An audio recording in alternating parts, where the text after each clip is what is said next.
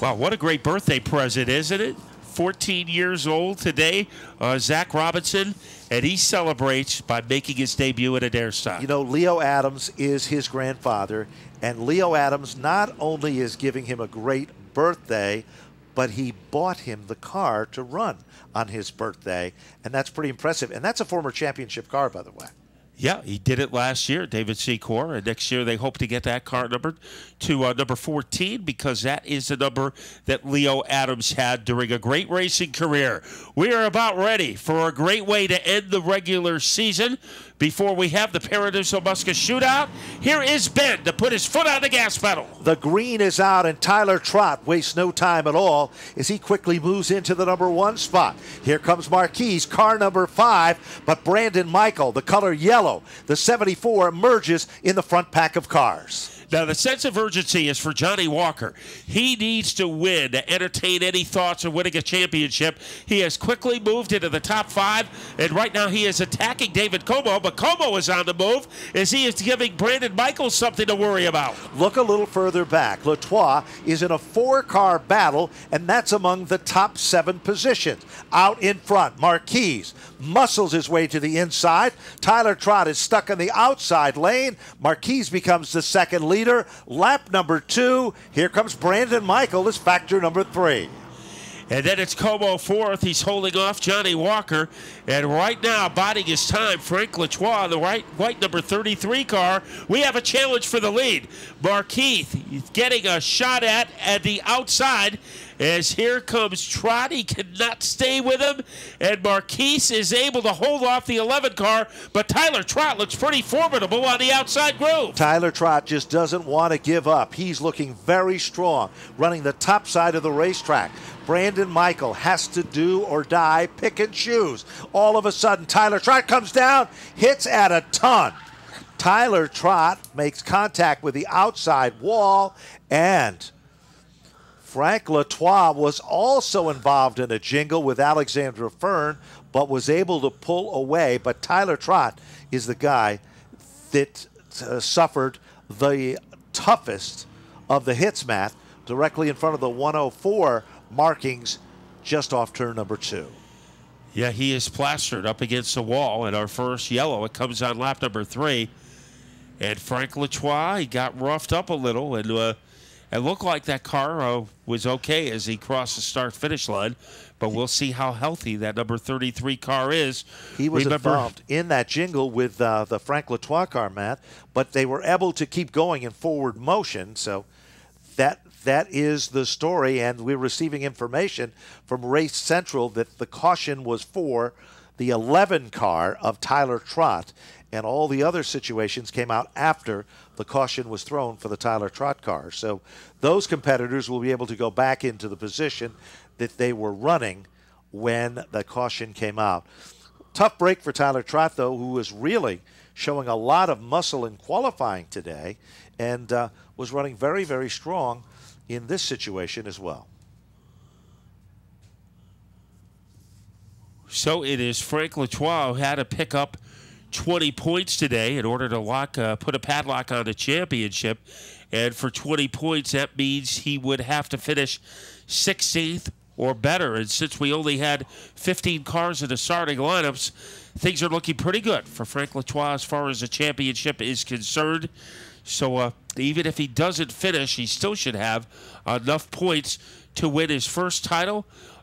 We had 3-generation drivers before Ben, but I think what makes Frank Latois Jr. unique is both his grandfathers were race drivers, as his grandfathers, of course, Marcel Latois and also Norm Plantier. So on both sides, 2 guys that have had great careers, especially at Stafford. Let's see what's going to happen now as we're about ready again to try it. 3 laps are up on the big board of 15 circuits. Situation took place right up front in the competition that brought out the caution. But right now, Marquise and Brandon Michael are side by side at the point. As the green flag comes out, Como and Walker. And look at Walker, Matt. He's already moved into the 3rd spot. He looks pretty good on the outside, but it is Marquise holding off the threat of Brandon Michael. So Michael doing everything he can. Now Como has room on the inside, and he is going to slash his way underneath Michael to try to move into second. Como moves to the bottom of the racetrack. They touch, and Como goes around, spins. Walker goes spinning. Car number 01 spins to the center of the infield, gets it fired back up. He does not bring out a yellow, and we remain still under green. Walker, who was a contender in the point rundown, he's not done yet, but he's got a long way to go as Marquez is hunted down by Brandon Michael, and Como still sets in the third spot. Ryan Ferd has a problem. He is on the safety road. He is out of the race, and Latois was able to get by him without any incident. Marquez looking for a second win of the season, holding off Brandon Michael, who's had a couple of wins this year. Como is safely in third, and Alexandra Ferd knows that Trace Beyer is behind him, but behind her, so Alexandra Ferd going up high, but Trace Beyer can't do anything with it. Certainly Alexandra Fern has had a great season, running very, very strong. Been in victory lane, and she's been very consistent. Keep your eyes on the 29 of Trace Beyer. Beyer is already applying the pressure to Fern. That's the battle for the fourth spot. He has room down low. Alexandra Fern trying to hold her position, and she is able to do it. Marquez stretching out his advantage at the halfway point over Brandon Michael. So Marquez got a win at the tail end of the season, and he is halfway home toward landing another one. No question, he is really starting to pull away just a bit now, but lap traffic is going to be the story in this one. They work their way off turn number 4, back to the stripe. Here comes the leader, Marquez, and all of a sudden Como is starting to close in to challenge Brandon Michael for the runner-up spot. And the 8 car looking tough, that lime color, number 8 machine of David Como, who has a victory this year. And right now he is making progress against the 74 Michael. Another great battle for 4th and 5th. Alexandra Ferd has to hold off Trace Beyer as Beyer is plastered to the back bumper as they go into turn 1. Meanwhile, Como tries to make the move on the outside of Brandon Michael. Michael guards the spot. Como looks to go to the outside. Brandon Michael drifts up the racetrack. This time when they come to the line, 5 circuits to go. Marquez is the dominant car at the point, but what a battle for 2nd, 3rd, 4th, and the 5th position. But Como went up high, and he got momentum by doing that. So that was a pretty clever move. Now he is perched to the back bumper of the Brandon Michael car. So Michael in 2nd. Como breathing fire. Now looking to go down low again. And Como trying the inside route. Let's see if it pays off for him. No question, he is right there, but close isn't good enough. He'll go to the outside again, trying to gain a little momentum, but Brandon Michael still has just enough giddy-up. Como still there in the outside lane, off the 2nd turn. Will Como have more momentum? Brandon Michael tries to guard the spot. Side-by-side racing as they head to turn 3. That swoosh you just heard is Como trying to get by Michael on the outside. They exit the 4th corner. At the line, it's Como in 2nd, but he still has to hold off Michael for 3 more laps. No question, here's the lapped automobile, the 26 car to the inside. That'll work to the advantage of Como, who picks up the runner-up spot. Deep into turn number 3. Further back in the field, Alexandra Ferd still setting just off the podium in the 4th spot. Marquez will get the 2-lap marker. 1 lap left in the competition. When they come to the stripe the next time, Matt, it's all come down to this. 2014 into the record books. And Frank Latois on car number 33, sensing the championship as he has navigated his way right behind Trace Beyer. In 5th, smoke coming from Zach Robinson's car. He gets it back on the track. There is no yellow. There is 1 lap to go for Andy Marquez as he tries to seal the deal. No question, Andrew Marquez still the leader of the pack. Final time, down the back straightaway. Marquez out in front. He's had a tough 2014 season, but what a way to close it. Como is moving in. Marquez still the leader. Como reels him in. Off turn number 4. Checkered flag is out, and Marquez will take down the win. Como will finish in 2nd. Brandon Michael for 3rd. Alexandra Fern for 4th. Then it'll be Trace Beyer to finish in the 5th spot. And Frank Latois will finish in the 6th position. And Matt, you know what that means. It means that Frank Latois Jr. is your Dare Stock champion for 2014. A graduate from go-kart racing, a third-generation driver, will be heading to Napa Victory Lane with our top 3 contestants. But Andrew Marquise, who had a roller coaster season, we saw him with nights of brilliance and thunder and other nights with disappointment. It all pays off. Well, I think he's probably led more races than anybody else this year. His problem was finishing, but he developed a finishing kick at the end of the season, and he was a dominant car today, getting his 2nd win of the year. David Como, what a great sophomore season he had. You know, you hear about the sophomore jinx. That didn't happen to David Como. He got stronger. Brandon Michael was a tough competitor all season long. But what about the driver in car number 33? I think there are a lot of happy Frank Latois supporters right now as they have watched the driver from Wethersfield get a championship. And he did it. Gave an indication of it last year. Remember, at the end of last season, he got 2 wins, and it looked like he was on top of the game. He had figured it out. Well, he carried that momentum into 2014, and he carried it all the way to the championship. So it looks like we are going to go down to Napa Victory Lane and check in with our 3rd-place finisher. Looks like Connor Sullivan is down there now. Connor? I am indeed with our 3rd-place finisher, Brandon Michael. Heck of a race out there to bring you down. Heck of a race out there. You ran 2nd most of the race. Were you surprised when Como was able to get you on the outside? Yeah, I mean, my car was real loose. There was a lot of work holding that thing off. I mean, me and David, I have a blast running with him. First off, I got to thank and congratulate Frank Latois. I mean, he's had a hell of a run all year. Congratulations to the championship for him. I got to congratulate Andy Marquise on his 2nd win. This car was phenomenal. I mean, we were really fast all day in practice. I can't ask to end a season better than this. It would have been nice for a win, but I mean, I got to thank my crew, John Berardi, Ray, Jim, everyone that helps out on this car, my mom, my grandma, all my fans that are here every week. I got to thank Gary from Connecticut Lawn Care, Red Auto Machine for the awesome horsepower, Berardi Transfer, an awesome transmission, Tradesman New England, I'm trying to think what else, 811, and Rollins Automotive, Bovats Power, West Whip City Cleaning, and Betrock Farm. I think that's it. All right, that's Brandon Michael. Let's go to Tony's side with David Como.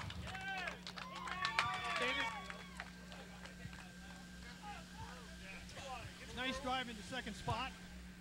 It's been a great season for you, and you still got that wonderful smile on your face. Congratulations. Oh, thank you. Yeah, this was a great night. My wife, kids are here. My brother came, my friends. I'm happy with the 2nd-place finish. I had some more there, but the laps just ran out. I'd like to thank my sponsors, the Tubular Sclerosis Alliance. The whole reason I have that on the hood is for little Hannah here. It's her charity. U.S. Environmental, and Rad Auto Machine for the horsepower, and Barry Fleckinger from Fleckinger Race Chassis for hooking it up tonight. He gave me a great piece. Let's go over to Victory Lane right now. Ready? All right, I'm here with the 1st place, Andy Marquise. You had 2 wins this season. What a great win in the season. Congratulations. Thanks a lot. I want to thank Napa Auto Parts of Tallinn. Paul Arcari Motors up in Tallinn. He jumped on with us. Robert Baggett, the video guy down there. Appreciate what he does. I got to thank my wife, my kids, my whole crew. Rick Kaz and the whole family over there, the Gambacorta family. My whole crew, man. Hornet ain't here today, but this is awesome. Donnie Bissett, holy crap, I'm forgetting him. He kept my head all year. Him and Kyle Kaz and Vince and all those guys. This is awesome. Hopefully get one more here. I got to really congratulate Frank Latois, Johnny Walker, all those guys running up front this year. It took last year's bad season, Kelly's turned doing it good, it. and I'm just happy. A Root and Fox, awesome, man. Hope the crowd liked it, and we'll try to win that shootout. Thanks. All right, congratulations. Very happy, Andy Marquise. As I make my way to the track champion, where are you? There you are, Frank. Don't go anywhere. Congratulations. Yeah, you can't hide from me. Congratulations, you did it. There you are. How can you describe what you're feeling right now?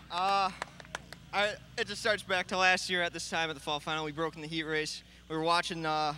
Secor win, and my dad looked at me and he said, we're going to win the next year, and he wasn't lying. He gave me, him and Gil and this whole team, my whole family, everybody, they just gave me a top-notch car every single night, and I just tried to be consistent, and it paid off. Who would you like to thank? I like to thank, my aunt actually made me a list here so we don't have to take a walk around the car today. Perfect. Oh yeah, we got Coma Unwind, Zeke's Pump Service, Tommy Supplies, Jet Electric, Auto Wise, Minuteman Press, Better Letter Signs, LaJoy Brothers.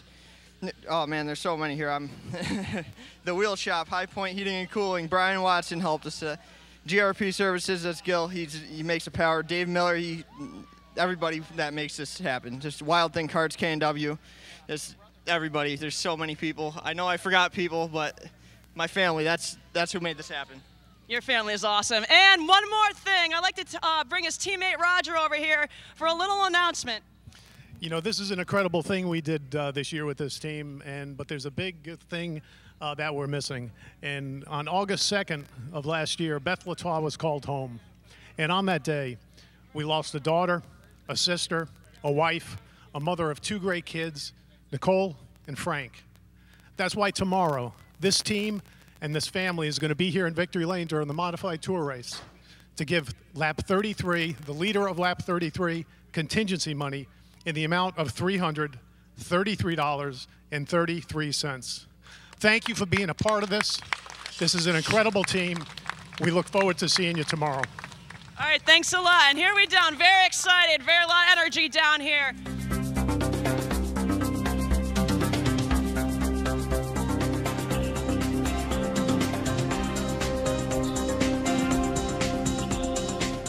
So now it's time to present the starting lineup. 15 cars strong, 20 circuits around, and starting at the point, car number 87 out of Manchester, Connecticut, the Serdell Motorsports Jam Motorsports machine for R.J. Serdell.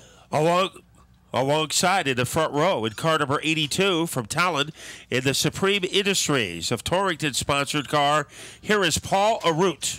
Scheduled to start in the second row on the inside is car number 36. That will be the number 36 machine. The driver from Andover, Connecticut, Norman Sears. Nichols College is a sponsor of car number 28. A driver from Talon, David Arute. The Brick and More, Don's Ring and Pinion, number 64, from Stafford Springs, Connecticut, Austin Bissett. The 24 car has a feature win this year. The driver from Farmington in the Crazy Bruce's Liquors car, here is Jesse Hines. American Sleeve Bearings brings us car number 4 from Stafford Springs, Connecticut, Cliff Saunders. This driver still has a shot at the championship in car number 88 from Indian Orchard, Mass. In the Provost Motorsports car, Dwayne Provost. American Sleeve Bearing brings us the 04 from Stafford Springs, Connecticut, the twin brother, Albert Saunders. Last Friday night, he got the first win of his career in a limited late model in car number 7.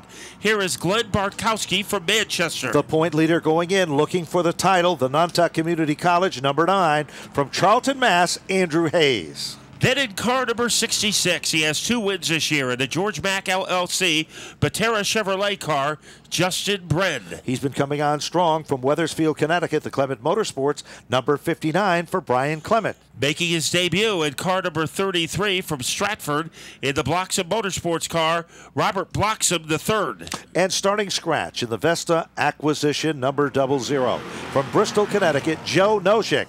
Double greens are out, and Paul Arute has the slight advantage on the outside as Serdell tries to guard the spot as they head off turn 2. Getting a little rambunctious is Sear. He goes around toward the wall, so Norm Sear is in trouble. And I believe it is a 28 there with him. No, it looks like it's the 88 of Dwayne Provost. Well, it is Paul Arute in car number 82, but no question, Norm Sear. He went around as he was trying to take the lead.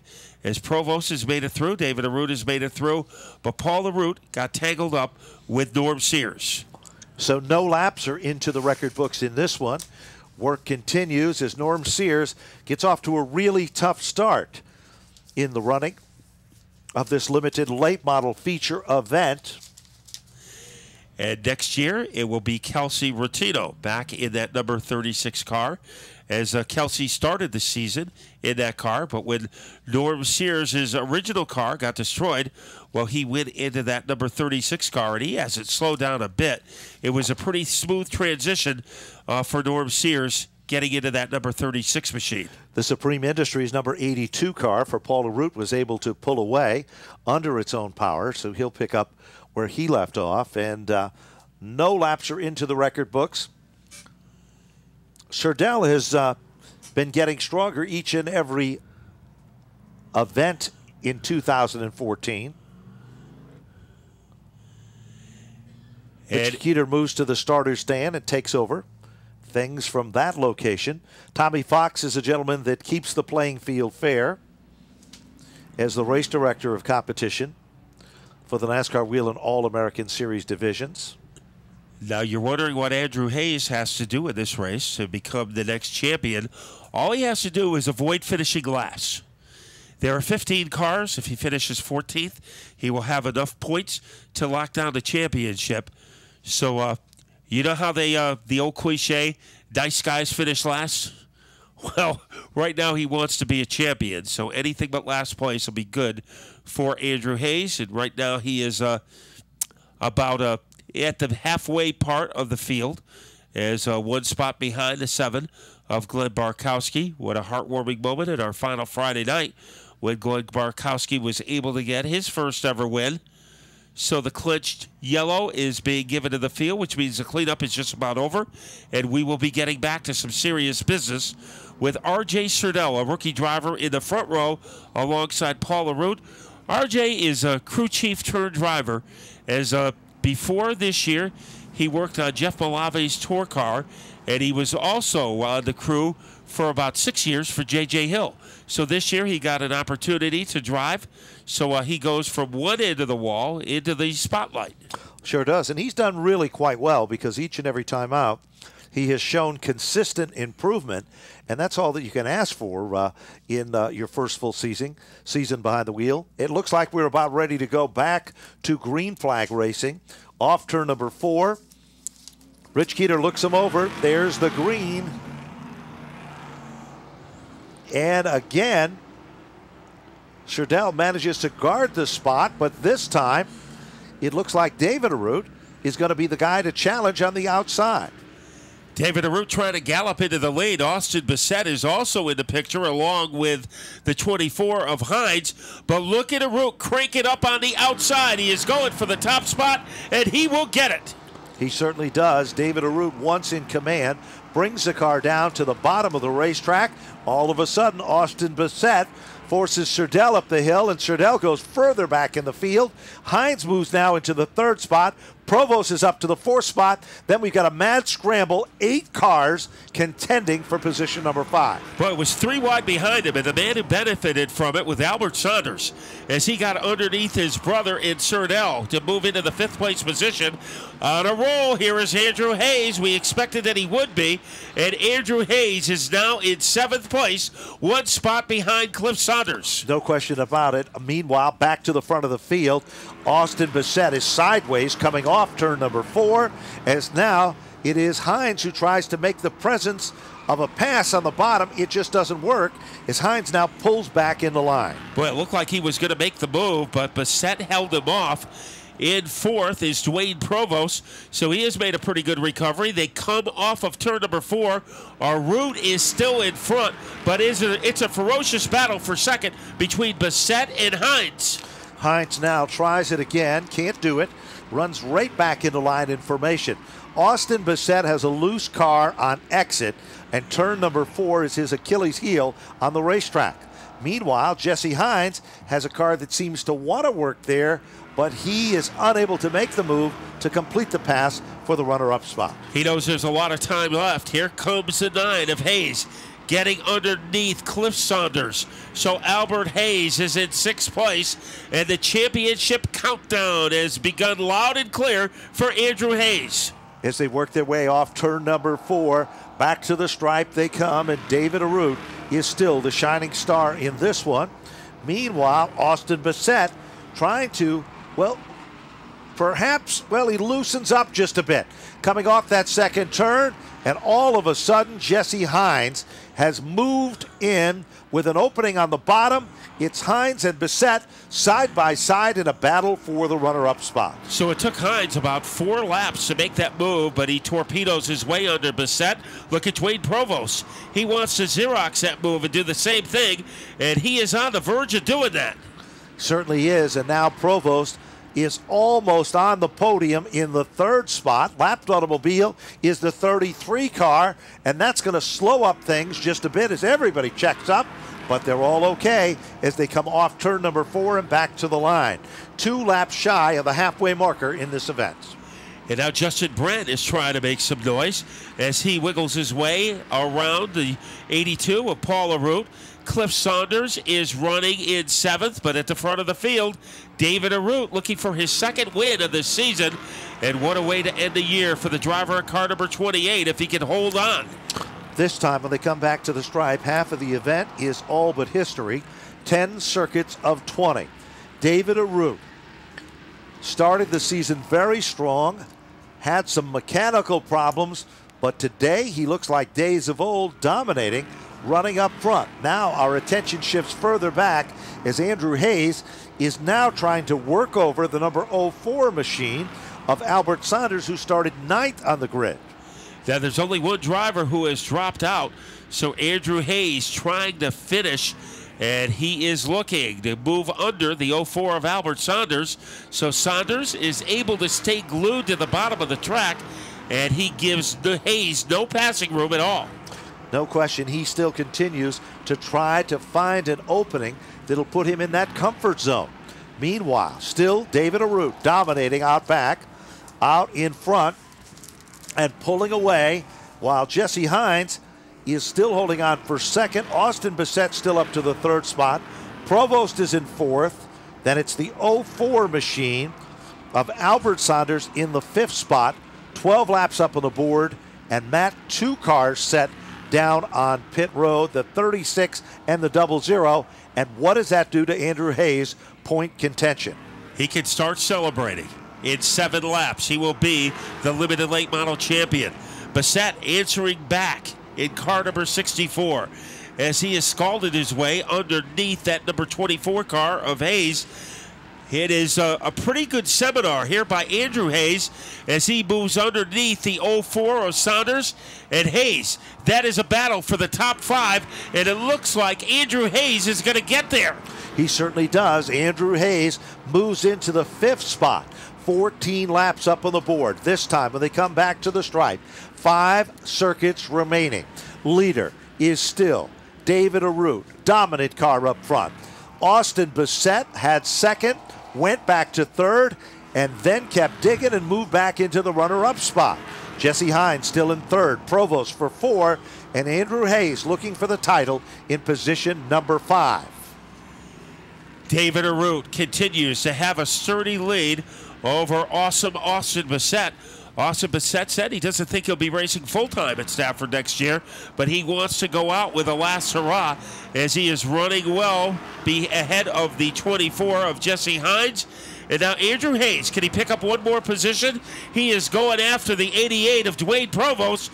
This is a fierce battle for the number 4 position. It is a great battle going on, and those two have battled all season long in quest for the 2014 limited late model title.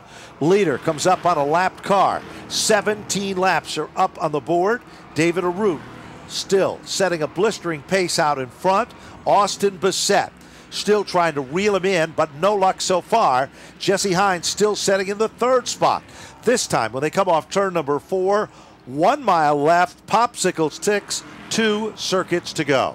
Best battle for 4th as Dwayne Provost has it. 2 guys behind him, the 9 of Andrew Hayes and Albert Saunders in car number 04. Hayes taking a shot. Here he goes down low. This is for spot number 4. They go into turn number 3 together. David Arut's lead has started to evaporate as Austin Bassett is coming on strongly over the final lap. Down into turn number 1. Final time for David Arut. Austin Bassett right there in his back bumper. They head off the second turn and down the back straightaway. David Arut starts to string it out. Bottom of turn 3. Arut can almost feel the heat. Austin Bassett reeling him in. Off the turn. Down to the line they come. David Arut has done it. He'll take down the win. Austin Bassett will finish in second. Jesse Hines for third. And Andrew Hayes will finish in the 4th spot to become the 2014 Limited Late Model Champion. But today, the story is car number 28 and David Arut in Napa Victory Lane as today's winner of our Limited Late Models. And congratulations goes out to Andrew Hayes for consistent, good runs and a title as the champion here at Stafford.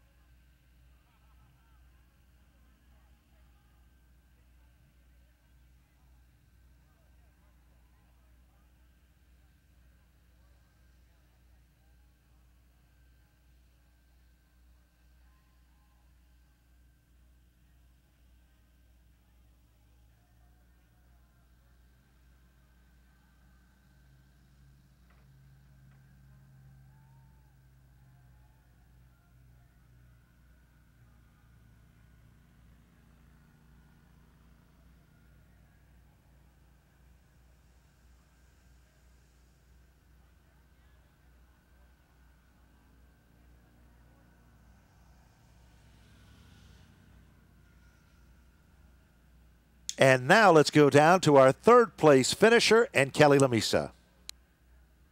Down here with number 24, Jesse Hines, 3rd place. Congrats on the podium finish. What a great way to end the season. Yeah, it's all right. The car was wicked loose throughout the whole feature. Didn't mean to get into Austin as hard as I did when we passed him, but yeah, it's been a pretty rough season for us. We got our win, but other than that, we just keep getting caught in everybody else's messes, and it wasn't a season that we wanted, but we'll take it. I gotta thank TA Engines first off for helping me out all year with the motor. I keep forgetting him sometimes, so I gotta thank him, and BFR Chassis for coming through most of the time and helping us out whenever we need setup on the car. And my father, Kid Andy, helps me out working the car, and everybody else who helps work on the car. I appreciate everything that they all do, and we can't thank them enough. All right, and congrats again. Back to Tony for 2nd place. Austin, 2nd place. Great season this year. You had some great performances out there. Congratulations, 2nd spot. Thank you.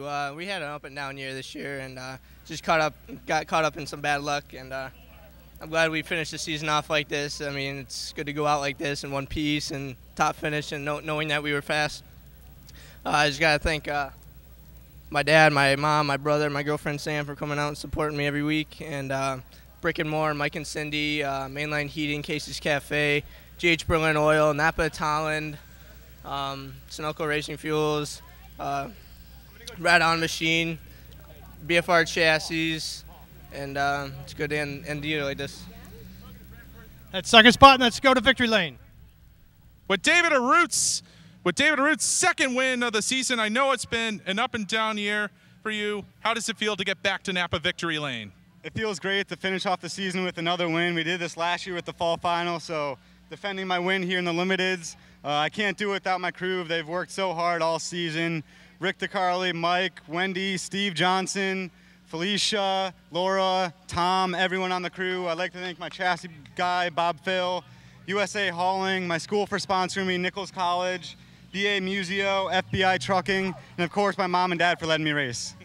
All right, that's the story from our winner in the limited late model division, David Arute, as we will move it down to our champion in 2014 here in the limited late model division, Andrew Hayes.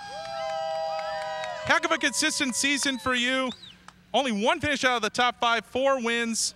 How does it feel to finally get your first Stafford championship? Holy crap. Can't believe it. It's been 5 years. We struggled, fought the car for the first couple years we had it.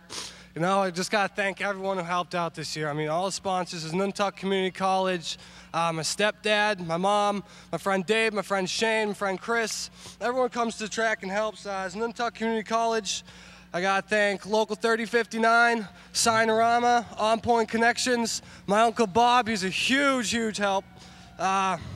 Everyone who just helps out, man, to make this dream possible. And my dad, he busts his butt on this car every week throughout the year in a one single car garage, you know. It shows you what persistence does. All right, that's the story for your 2014 limited late model champion, Andrew Hayes. Let's go back to the tower. Well, congratulations goes out to the 2014 champion, Andrew Hayes, for a job well done. You can see that they worked hard, and it all paid off.